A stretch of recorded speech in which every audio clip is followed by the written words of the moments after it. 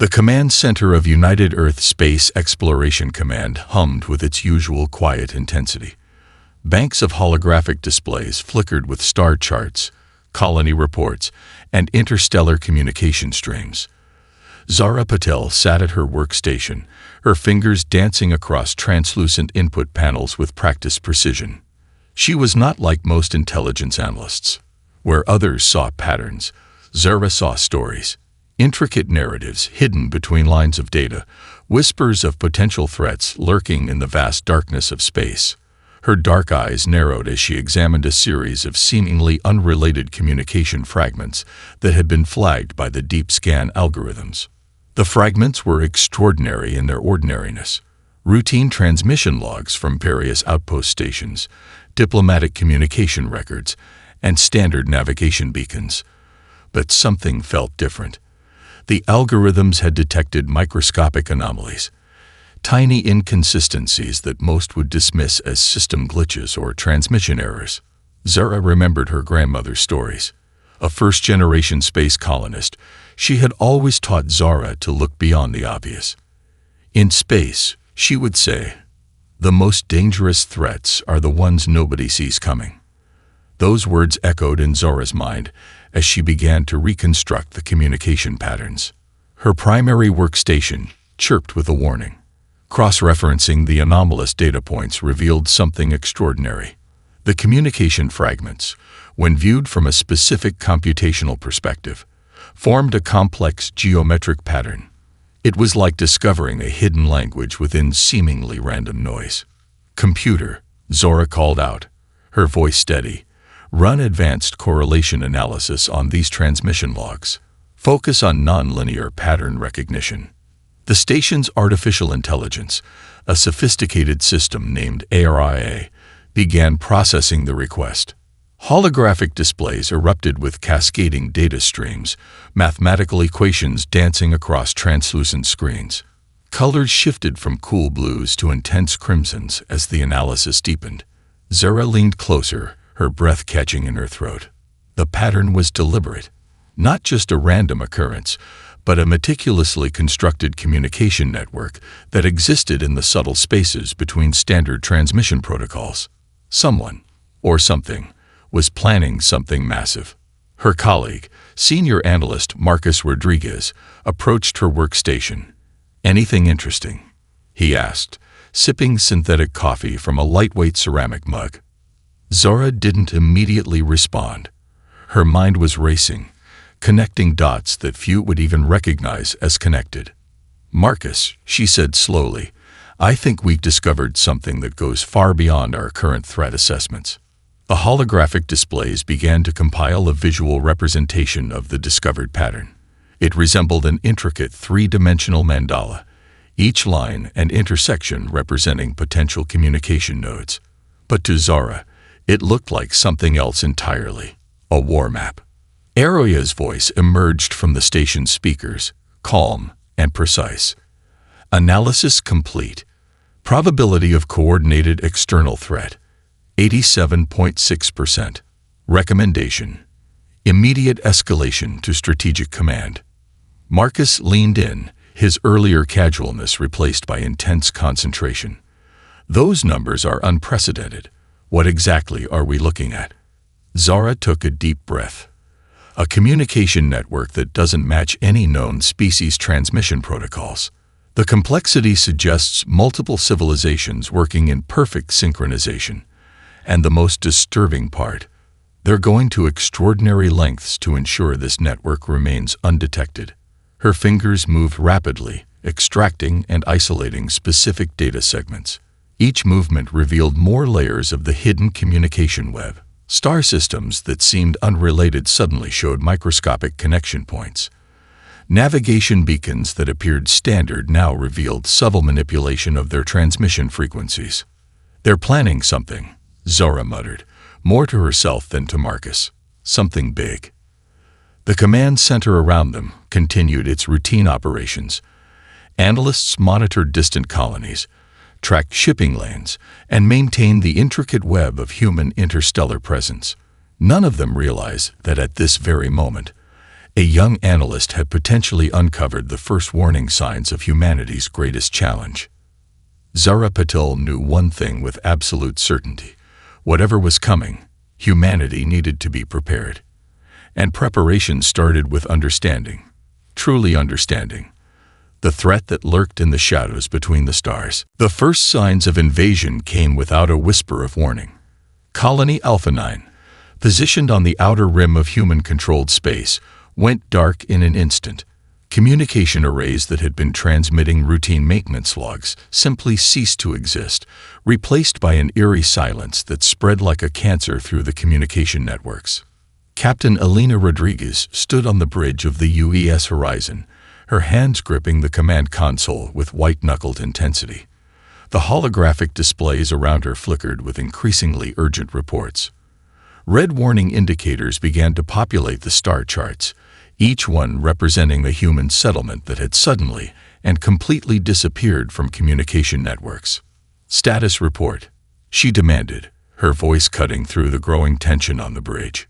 Lieutenant Kai Chen, the ship's primary communication specialist, looked up with wide eyes. "Multiple colony systems are going offline. It's not just communication failure. Entire planetary networks are vanishing. Something is systematically eliminating our outposts." The first visual confirmation came moments later. A long-range sensor array captured the most terrifying sight humanity had ever witnessed. Massive ships, unlike anything in human design or previous alien encounters, emerged from what seemed like nowhere. They moved with a precision that defied natural movement. Geometric shapes of crystalline, gaseous, and silicon-based compositions that seemed to bend the very fabric of space around them. Elena's training kicked in. Years of tactical preparation, countless simulation scenarios, and deep space combat readiness protocols flooded her mind. "Activate full defensive protocols," she ordered. "Notify all nearby human settlements. Prepare for potential evacuation." But it was already too late for most. The invasion struck with surgical precision. Entire planetary defense systems were overwhelmed within minutes. Energy weapons of incomprehensible complexity tore through human fortifications as if they were made of paper. Colonies that had taken generations to establish simply winked out of existence. Millions of lives erased in the span of a heartbeat.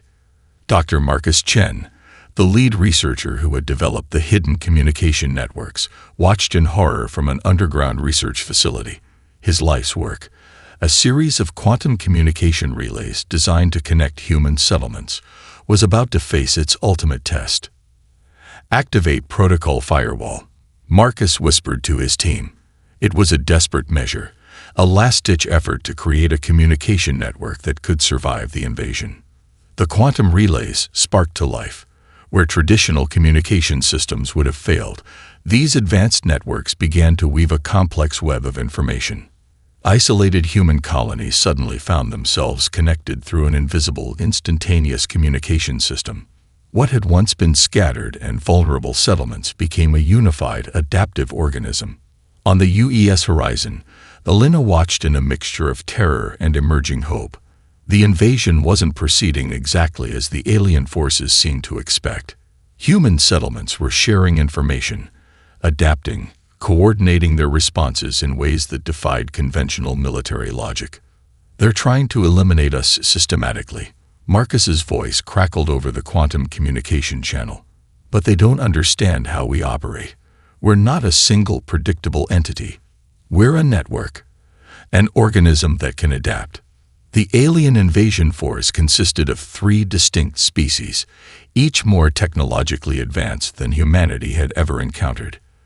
The crystalline Zornak, with ships that seemed to phase in and out of normal space. The gaseous Kreltheri, whose energy weapons could dissolve matter at the molecular level. The silicon-based Orndak, with computational capabilities that made human artificial intelligence look primitive. Yet something was happening that none of them had anticipated. Humanity was fighting back. Small colonies began to coordinate defensive strategies. Research facilities shared breakthrough technologies in real time. Military outposts exchanged tactical information, faster than the invading forces could process. What should have been a systematic extermination was transforming into something entirely unexpected. Alina watched her display, seeing the first true test of humanity's resilience unfold. The invasion wasn't just a military conflict, it was a battle of fundamental approaches to existence. The alien confederacy believed in precise, calculable warfare. Humanity was about to show them the power of unpredictability. "We are not going quietly," Alina said quietly, more to herself than to anyone else on the bridge. "Not today. Not ever." The first true battle of the final space war was about to begin. The underground research facility hummed with an intensity that matched the urgency of humanity's fight for survival.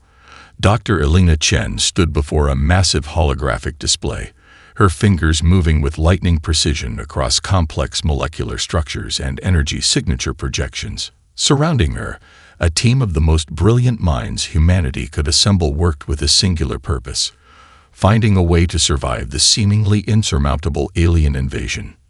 "We can't fight them with conventional technology," Alina muttered, analyzing the captured energy signatures from the alien weapon systems.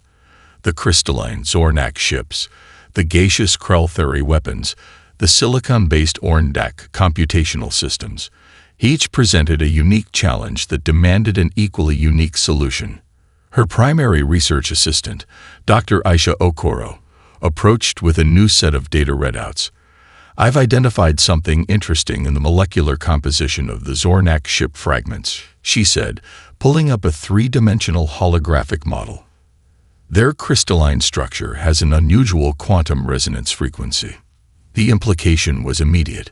Where traditional shielding and weapon systems would fail, a precisely targeted technological approach might succeed. Alina's mind raced through potential applications. If they could develop a technology that could disrupt the quantum resonance, they might find a way to compromise the aliens' most advanced technological systems. Across the facility, other teams worked on equally critical projects. A group of materials engineers led by Dr. Marcus Rodriguez focused on developing adaptive nanoshielding. Their goal was to create a defensive system that could rapidly reconfigure its molecular structure in response to different types of alien weapon attacks. "We're not just building a shield," Marcus explained to his team. "We're creating a living, thinking defensive system that can learn and adapt faster than the aliens can attack." The quantum communication network developed earlier proved to be their greatest asset.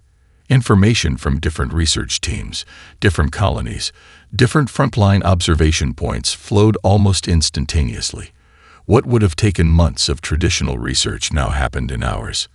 Lieutenant Jack Harper entered the facility, bringing with him fragments of alien technology recovered from a recent skirmish. His special operations background gave him a unique perspective on technological adaptation. "The aliens think in linear patterns," he told Alina. "Our advantage is our ability to think completely outside those patterns." The nano-shielding prototype began to take shape. Unlike traditional energy shields that maintained a constant configuration, this new technology could shift and change at the molecular level. It could absorb energy from incoming attacks, redistribute that energy, and even use it to create counter-defensive measures. Alina understood the true challenge. They weren't just developing a technological solution, they were rewriting the fundamental approach to defensive technologies. The alien confederacy relied on precise, predictable systems. Humanity was about to show them the power of chaos and adaptability. "We need something they can't predict," she told her team. The holographic displays around them began to shift, showing complex mathematical models that represented potential technological breakthroughs. Each model was more radical than the last, technologies that bent the rules of traditional physics, that embraced uncertainty as a strategic advantage. Dr. Okoro's quantum resonance research began to yield remarkable results. By developing a precise energy modulation technique, they could create localized quantum disruption fields. These fields could potentially disable the most advanced alien technological systems by introducing controlled chaos into their precise computational networks. "It's like creating a mathematical virus," Marcus explained during a team briefing. But instead of attacking computer systems, we're attacking the fundamental computational logic of their entire technological approach. The facility worked around the clock. Sleep became a luxury, innovation a necessity. Every breakthrough came with incredible risks. But the alternative, total extinction, was unacceptable. Humanity had always been at its best when pushed to its absolute limits. As alien ships continued their systematic assault on human colonies, this small group of researchers represented humanity's true weapon. Not advanced weaponry, not massive fleets, but the ability to look at an impossible challenge and see it not as a barrier, but as an opportunity for unprecedented innovation. Alina looked at her team, scientists, engineers, tactical specialists, and saw something the alien Confederacy could never understand. This was more than a fight for survival. This was a declaration of humanity's potential. "We're going to change everything," she said quietly. The holographic displays flickered in response, a silent promise of the technological revolution to come. The first true test of humanity's new adaptive technologies came in the Proxima Centauri combat zone. Captain Marcus Rodriguez gripped the control interfaces of the UES Horizon. His eyes locked on the holographic battle display that mapped the most complex engagement in human military history. Alien warships moved with geometric precision, their crystalline and gaseous forms cutting through space like mathematical equations given physical form. Traditional military strategists would have called the human position hopeless. The alien Confederacy outnumbered human forces 5-1, with technological advantages that seemed insurmountable. But Marcus Rodriguez was not a traditional military commander. "Activate quantum adaptive protocols," he called out, his voice calm despite the chaos surrounding the ship. Lieutenant Arya Kim, his tactical officer, began implementing a series of maneuvers that would have been considered impossible in any previous military engagement. The newly developed nano-shielding systems came to life. Where traditional energy shields would have collapsed under the alien assault, these adaptive systems began to change. They absorbed incoming energy, redistributed molecular structures, and created counter-resonance fields that confused the alien targeting systems. Human pilots executed maneuvers that defied conventional warfare doctrine. They moved not in predictable straight lines or standard attack formations, but in complex, seemingly random patterns that made no tactical sense, except that they worked. A squadron of human interceptors, led by Commander Sarah Chen, demonstrated the true power of human unpredictability. Where alien combat protocols expected linear responses, these pilots became something else entirely. They split, merged, and reconfigured their formations in milliseconds. Each movement was a calculated act of controlled chaos. "They're thinking like we think," an alien tactical analyst would later report. Not as individual units, but as a collective organism capable of instant adaptation. The battle became a dance of impossible movements. Alien weapon systems, designed to target specific energy signatures and movement patterns, found themselves completely ineffective. Human ships seemed to appear and disappear, their adaptive technologies bending the very nature of detection and engagement. Marcus watched the battle unfold, understanding that this was more than a military engagement. This was a fundamental clash of philosophical approaches to existence. The alien Confederacy believed in precise, calculable warfare. Humanity was proving that true strength came from embracing uncertainty. Dr. Alina Chen's quantum communication network proved to be the ultimate force multiplier. Information flowed between human units faster than the aliens could process. A tactical breakthrough in one sector of the battle was instantly shared, analyzed, and implemented across the entire human fighting force. "We're not fighting like a military," Marcus muttered to himself. "We're fighting like a living, thinking organism." The adaptive technologies developed in the underground research facilities transformed every human ship into a dynamic thinking entity. Weapon systems could reconfigure mid-battle. Defensive protocols could shift and change in microseconds. Where alien ships followed predetermined combat algorithms, human vessels became something alive, something unpredictable. Commander Sarah Chen led her interceptor squadron through a series of maneuvers that would have been considered suicidal in any previous conflict. They dove between massive alien warships, used gravitational fields as offensive weapons, and attacked from angles that defied standard three-dimensional combat logic. Target acquisition is impossible, the alien tactical networks reported. Human units do not follow any recognizable combat pattern. The battle in the Proxima Centauri zone became a turning point. What should have been a systematic elimination of human forces transformed into something else entirely. The alien confederacy found itself fighting an enemy that refused to be defined, that refused to be defeated. As the engagement reached its climax, Marcus Rodriguez realized they had done more than win a battle. They had fundamentally challenged the alien understanding of warfare, of existence itself. "We are not just fighting," he said quietly, watching the holographic display show human forces emerging victorious against impossible odds.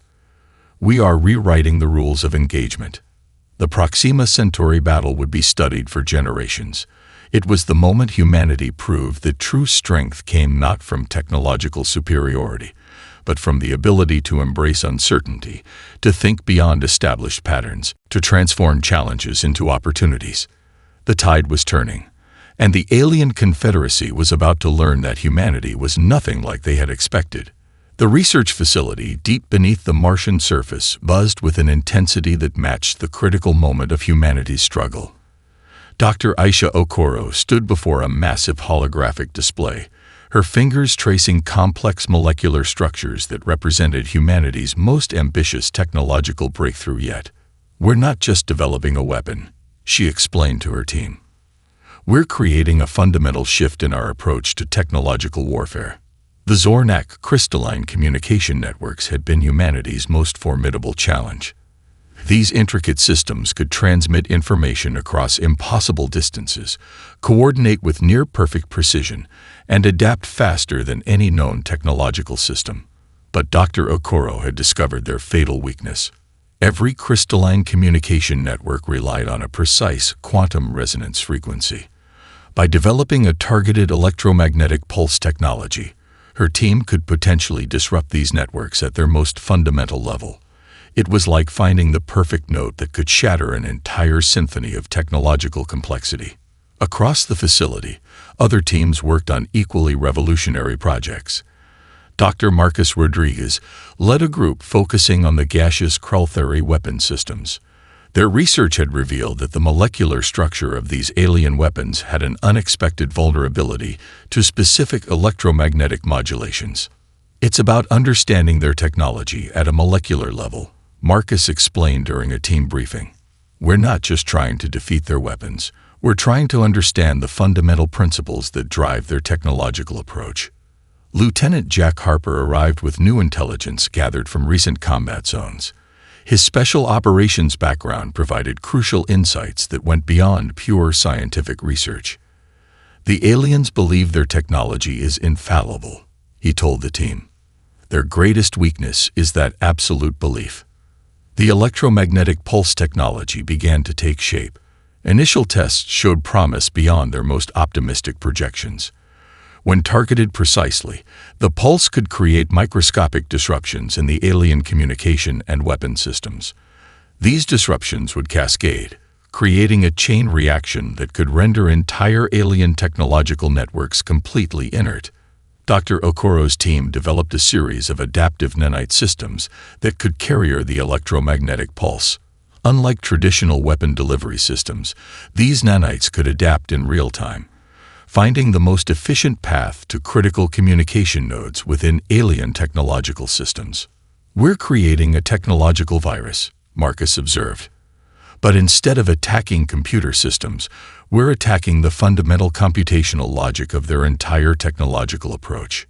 The quantum communication network continued to prove invaluable. Research breakthroughs from one facility were instantly shared across human-controlled space. What would have taken months or years of traditional research now happened in days, sometimes hours. Commander Elena Rodriguez oversaw the practical applications of these technological developments. Her background in both military strategy and scientific research made her the perfect bridge between theoretical research and battlefield implementation. "This is more than a technological breakthrough," she told her team. "This is a fundamental reimagining of how we approach technological conflict." The silicon-based Orndak presented their own unique challenges. Their computational systems were so advanced that traditional human approaches to technological warfare seemed primitive by comparison. But Dr. Okoro's team had discovered something extraordinary. The more complex a system becomes, the more vulnerable it is to carefully introduced chaos. Prototype weapon systems began to take shape. Electromagnetic pulse generators that could target specific molecular frequencies. Adaptive nanite delivery systems that could navigate through the most complex alien technological networks. Quantum disruption fields that could introduce controlled chaos into seemingly perfect computational systems. Each breakthrough came with incredible risks. The research team worked around the clock, surviving on synthetic nutrition and short periods of rest. They understood that their work was humanity's best hope for survival. "We are rewriting the rules of technological warfare," Dr. Okoro said during a critical moment of testing. The holographic displays around her flickered with complex mathematical models, each representing a potential way to disrupt the alien technological superiority. As the alien invasion continued, this small group of researchers represented humanity's true weapon. Not massive fleets, not overwhelming firepower, but the ability to look at an impossible challenge and see it as an opportunity for unprecedented innovation. The impossible was about to become possible. Humanity was preparing to show the alien confederacy that true technological strength came not from perfection, but from the ability to adapt, to learn, to transform challenges into opportunities. The Alien Confederacy Command Center pulsed with tension. Holographic displays showed the increasing complexity of their invasion, no longer the systematic conquest they had meticulously planned. Commander Zarak of the Zornak delegation stood rigid, crystalline structures shifting with barely contained frustration. "The human resistance defies all computational models," the Krell-Theri tactical analyst reported, its gaseous form swirling with agitation. "Our predictive algorithms have failed in 87.3% of engagement scenarios." Unbeknownst to the alien leadership, this was exactly what humanity had engineered. The quantum communication network developed by human researchers was doing more than sharing tactical information. It was systematically exploiting the fundamental differences between the alien species. Commander Elena Rodriguez and her intelligence team had discovered something crucial. The Alien Confederacy was not a unified entity, but a fragile alliance held together by mutual strategic interests. Their communication interception revealed deep-seated mistrust and competing objectives. "We're not just fighting a war," Elena explained to her tactical team. "We're creating a strategic narrative that will tear them apart from the inside." Intercepted communications revealed the Zornak's growing frustration with the Krell-Theri's tactical approach. The crystalline species believed in precision and calculated risk, while the gaseous Krell-Theri preferred more fluid, adaptive strategies. The silicon-based Orndak, meanwhile, viewed both with mathematical detachment. Lieutenant Jack Harper had developed a series of sophisticated disinformation campaigns. Carefully crafted communication fragments were introduced into alien communication networks. These messages were designed to exploit the existing tensions between the alien species, suggesting strategic betrayals and hidden agendas. The Zornak began to question the Krell-Theri's commitment to the invasion. Tactical reports were subtly manipulated to show apparent strategic failures and potential deliberate sabotage. Communication logs suggested that the Krell-Theri were holding back critical resources, potentially sacrificing Zornak combat units. "The humans are insignificant," Commander Zarak argued during a heated Confederacy meeting. "But the Krell-Theri's tactical incompetence threatens our entire strategic objective."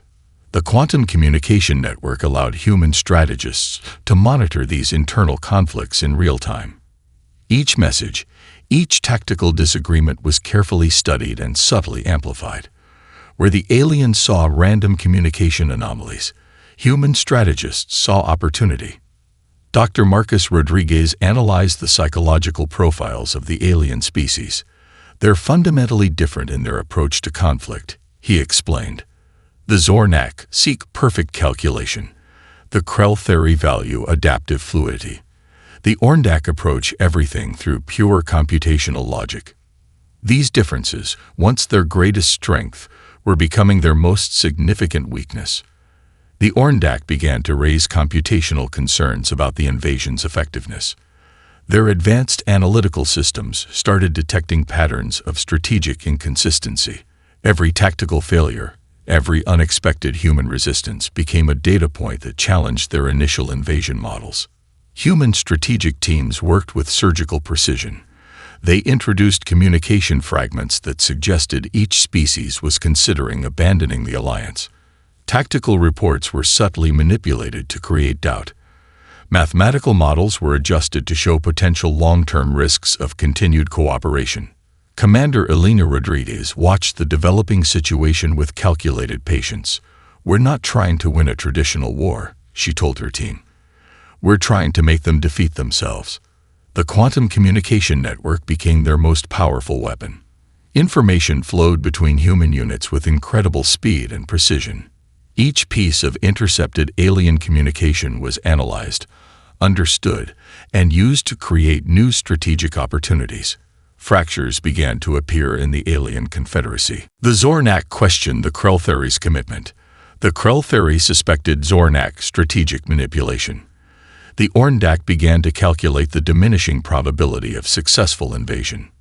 What had begun as a unified invasion was transforming into a collection of competing, suspicious entities. Each species began to prioritize its own survival over the collective objective. Humanity's greatest weapon, Elena said quietly, is our ability to turn complexity into opportunity. The final stages of the psychological warfare were about to begin. The alien confederacy would soon discover that their greatest enemy was not humanity, but their own inability to truly understand the power of uncertainty. The tide of war was shifting, and humanity was orchestrating a symphony of strategic transformation. The Orion cluster became the stage for humanity's most critical battle. Thousands of human and alien ships filled the vast expanse of space, creating a three-dimensional battlefield that defied traditional combat understanding. Commander Elena Rodriguez stood on the bridge of the UES horizon, her hands steady on the quantum adaptive control interfaces. "This is more than a battle," she told her bridge crew. "This is our declaration to the universe." The quantum communication network hummed with incredible intensity. Every human ship, every defensive platform, every isolated colony was connected in a living, breathing network of information and strategy. Where the alien confederacy saw individual units, humanity had become a single adaptive organism. Captain Marcus Rodriguez led the first wave of attack, his squadron equipped with the most advanced adaptive technologies humanity had ever developed. The electromagnetic pulse systems created by Dr. Aisha Okoro transformed every human ship into a weapon that could reconfigure itself mid-battle. The alien fleet initially moved with their characteristic geometric precision. Zornak crystalline ships formed perfect attack formations. Krell-Theri gaseous weapon platforms positioned themselves with calculated efficiency. Orndak silicon-based computational vessels calculated attack vectors with impossible accuracy. But something was different this time. Humanity's ships moved like nothing the aliens had ever encountered. They were not just machines, but living extensions of human creativity and determination. Pilots executed maneuvers that would have been considered impossible moments before. Ships transformed their defensive capabilities in microseconds, absorbing and redirecting energy in ways that defied conventional physics. Lieutenant Aria Kim, leading an interceptor squadron, demonstrated the true power of human adaptability. Her ships moved not in predictable patterns, but in a fluid, almost organic dance.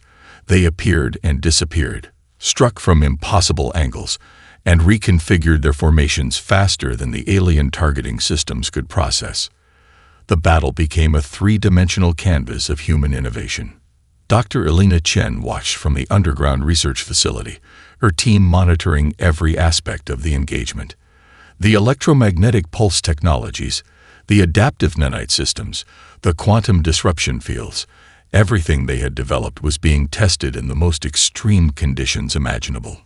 "We're rewriting the rules of warfare," she muttered, watching the holographic displays that showed human units moving with unprecedented complexity. The alien confederacy's internal tensions became their greatest weakness. The Zornak accused the Krell of strategic failures. The Orndak's computational systems began to detect increasing inconsistencies in their collective strategy.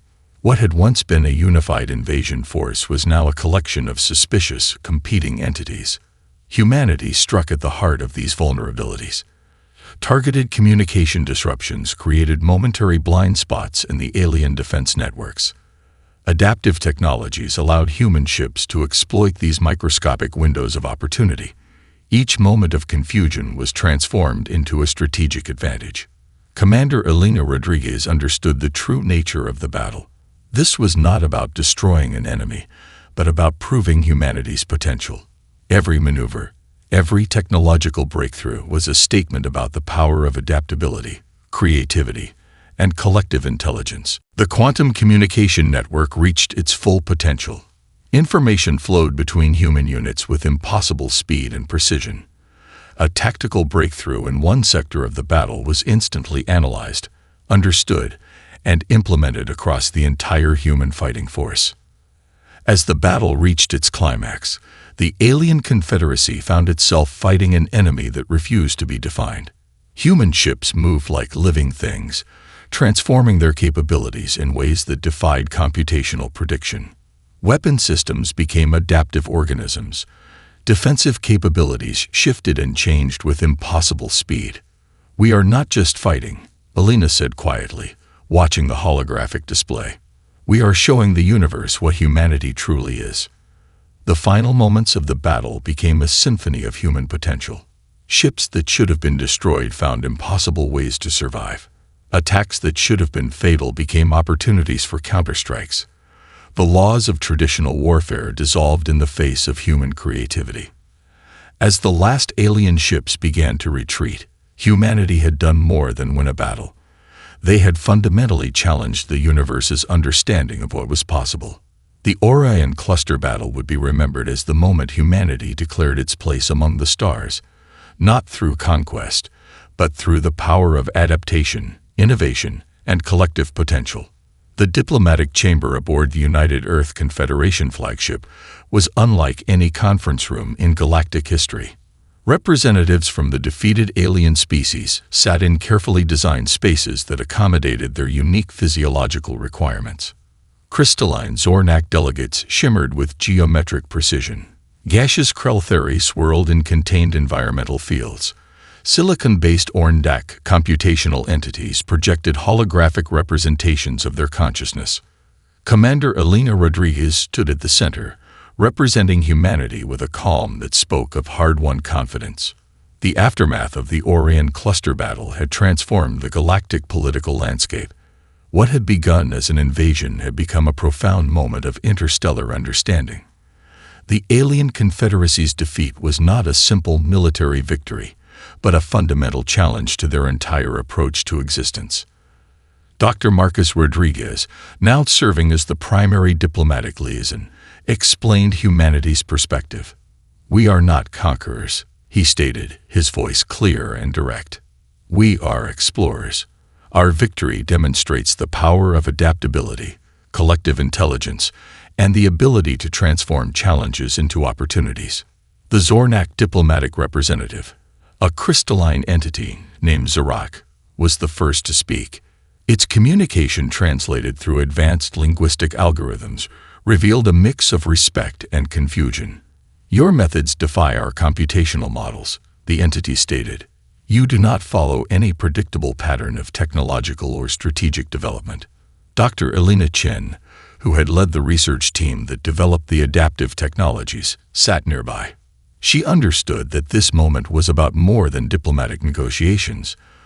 This was an opportunity to redefine interstellar relationships. The quantum communication network that had been crucial during the war now served a new purpose. It facilitated real-time translation, cultural exchange, and a level of communication that transcended traditional diplomatic protocols.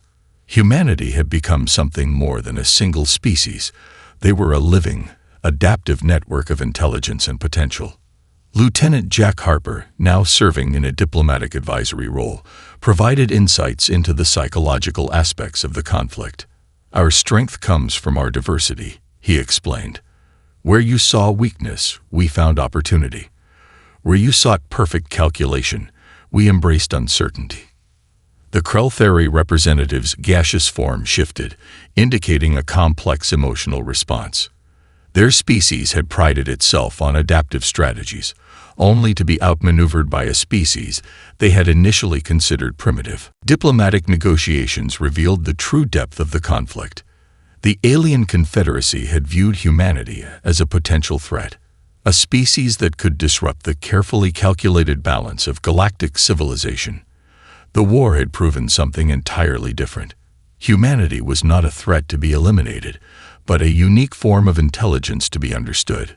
"We propose a new form of galactic cooperation," Elena Rodriguez suggested.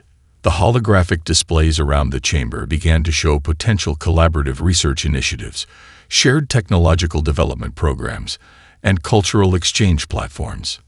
The Orndak computational entities began to analyze the proposal with their advanced analytical systems. Their initial invasion models had been completely invalidated by human performance. Now they saw humanity as a source of unprecedented computational potential. Dr. Aisha Okoro presented research findings that demonstrated how human adaptive technologies could revolutionize existing galactic scientific understanding. The electromagnetic pulse technologies, adaptive nanite systems, and quantum communication networks represented breakthroughs that could transform multiple species' technological approaches. The diplomatic chamber became a symbol of a new galactic potential. Where traditional diplomatic meetings would have been rigid and formal, this space buzzed with an energy of genuine curiosity and possibility. "We do not seek to replace your existing systems," Marcus Rodriguez explained. "We seek to collaborate, to learn, to grow together." As the negotiations continued, it became clear that the war had been more than a conflict. It was a profound moment of interstellar communication. Humanity had proven that true strength came not from technological superiority, but from the ability to adapt, to understand, and to transform challenges into opportunities. The alien species began to understand something fundamental about humanity. They were not a species to be conquered or eliminated. They were a living, breathing example of the universe's most powerful force, the ability to grow, to change, to become something entirely unexpected. The final diplomatic session concluded with a series of collaborative agreements that would reshape galactic civilization. Humanity had entered the conflict as an unknown species. They were now emerging as something entirely new, a beacon of potential, a testament to the power of collective intelligence. The universe would never be the same.